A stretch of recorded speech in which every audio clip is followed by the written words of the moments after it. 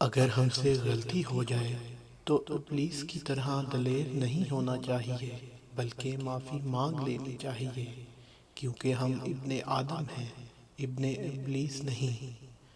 ज़िंदगी की हकीकत ये है कि जो मिल गया वो बेहतरीन है, जो ना मिल सका इसी में बेहतरी थी। सारी ज़िंदगी लगा दी तूने माल जमा करने में ए इंसान, मगर शायद तो ये भूल गया कि ना कफन में जेब है और ना कब्र में अलमारी। ज़िंदगी में हर मौके से फ़ायदा उठाओ, लेकिन किसी के भरोसे और जज्बात का नहीं। सब्र के कुछ घूंट इतने कड़वे होते हैं कि पूरी ज़िंदगी की मिठास छीन लेते हैं।